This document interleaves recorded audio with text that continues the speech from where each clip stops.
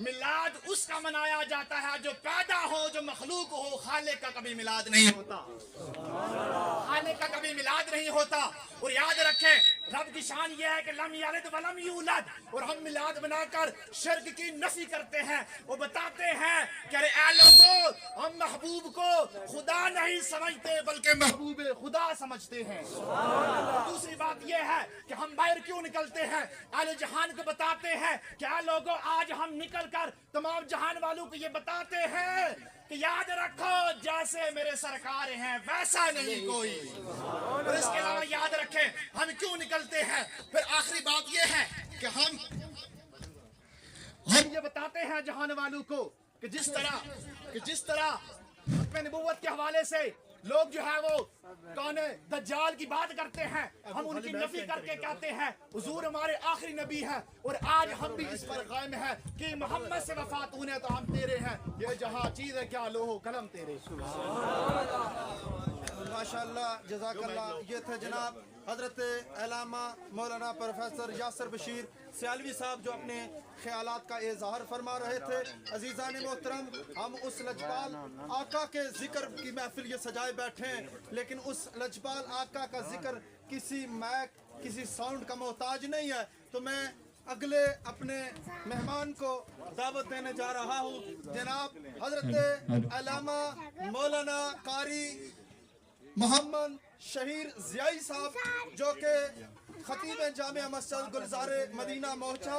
آپ نے وہاں سے ایک جلوس کی قیادت کرتے ہوئے تشریف لائے، وہ اپنے خیالات کا اظہار کریں. الحمدللہ رب العالمین والعاقبۃ للمتقین والصلاۃ والسلام علی سید الانبیاء والمرسلین.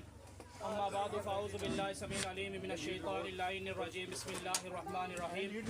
ومبشرا برسول یأتی من بعد اسمہ احمد. آپ کی توجہ میری طرف ہو، وہ اپنا کام کرتے رہیں گے، انتظامیہ کے اپنے معاملات میں وہ کرتے رہیں گے، آپ کی توجہ میری طرف ہو. ومبشرا برسول یأتی من بعد اسمہ احمد.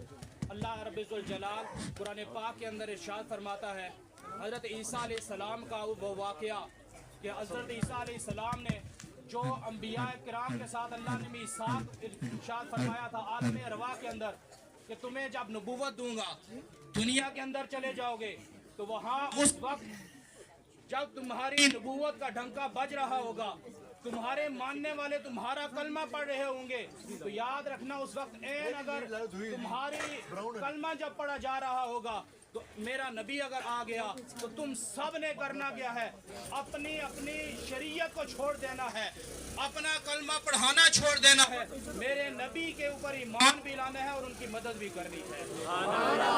اللہ نے قرآن پاک میں شاید مبشرا برسول یأتی من بعد اسمہ احمد. اللہ کے نبی جناب عیسیٰ علیہ السلام عرض کرتے ہیں، اپنے حواریوں کے سامنے ارشاد فرماتے ہیں کہ لوگوں میری شان یہ ہے، میں تمہاری مریم کے بطن سے پیدا ہوا.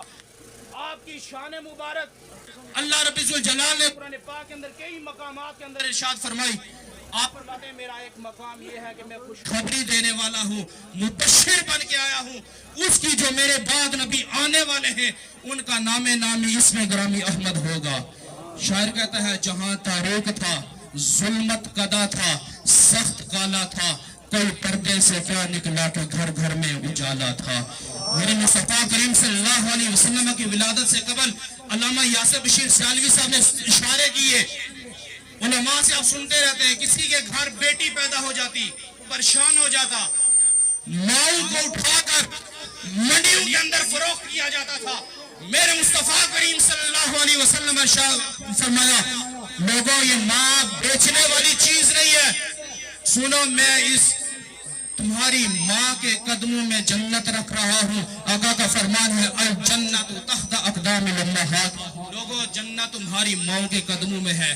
لوگوں بڑھاپے کے عالم میں لوگ اپنے باپ سے پیٹھ پھیر لیتے ہیں، باپ کا کوئی پرسان حال نہیں ہوتا.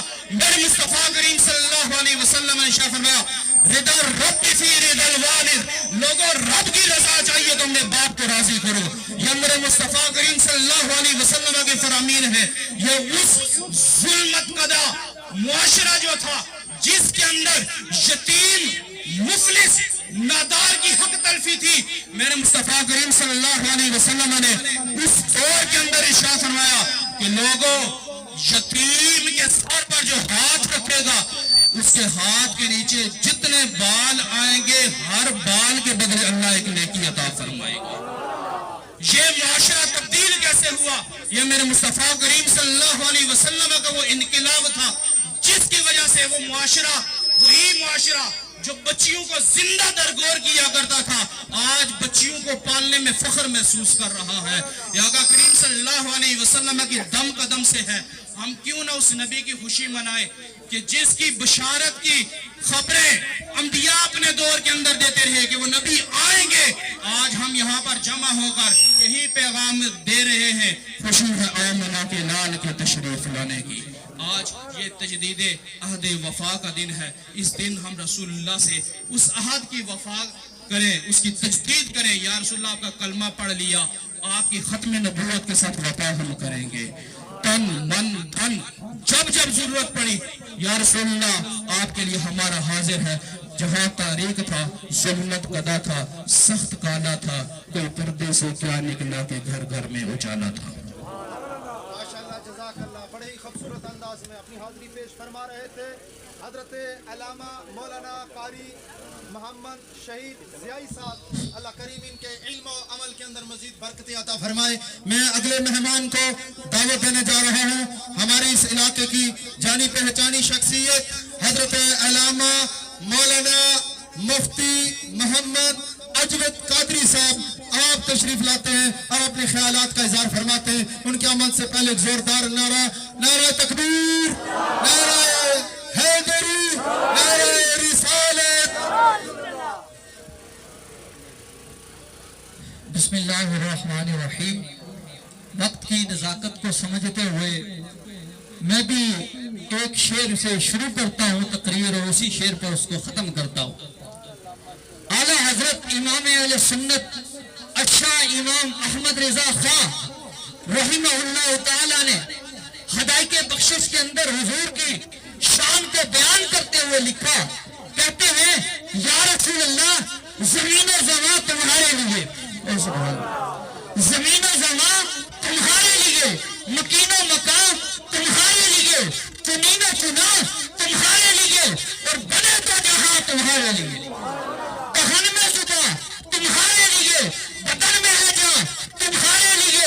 ہم آئے یہاں، ہم آئے یہاں، اے کروڑ والو، ہم آئے یہاں تمہارے لیے، اور اٹھے بھی وہاں تمہارے لیے۔ فرشتے خدم، رسول حسن، تمام علم، غلام کرم، وجود عدم، حدوث قدم، جہاں میں ازاں تمہارے لیے۔ کلیم و نجی، مسیح و صفی، خلیل و ربی، رسول و نبی، عدل و وسیع، غنی و علی ثنا کی زبان تمہارے لیے۔ خلاص نہیں ہوئے، فرماتے رسالت تو، امامت تو، سیادت تو، امارت تو، حکومت تو، ولایت تو، خدا کے یہاں تمہارے لیے۔ اور فرماتے ہیں یہ مرحمتیں کہ کچی متیں نہ چھوٹے لتیں کہ اپنی گتیں تصویر کرے اور خود سے کرے تصویر نہا تمہارے لیے۔ اور فرماتے ہیں یہ فیض دیے جو جھوٹ کیے کہ نام لیے، زمانہ جیے جہانے لیے تمہارے دیے، یہ اکرم یا تمہارے لیے بھی لیے۔ فرمایا سباو چلے کہ باغ پھلے، وہ پھول کھلے کہ دن ہو پلے، لوا کے تلے سنا میں کھلے، رضا کی زبان تمہارے لیے۔ بہت خوب، ماشاءاللہ۔ یہ تھے حضرت علامہ مولانا مفتی محمد اجود قادری صاحب جو اپنے خیالات کا اظہار فرما رہے تھے۔ اللہ کریم ان کے علم و عمل کے اندر مزید برکت عطا فرمائے۔ عزیزان محترم، اب بالکل اختتام کی طرف جا رہے ہیں۔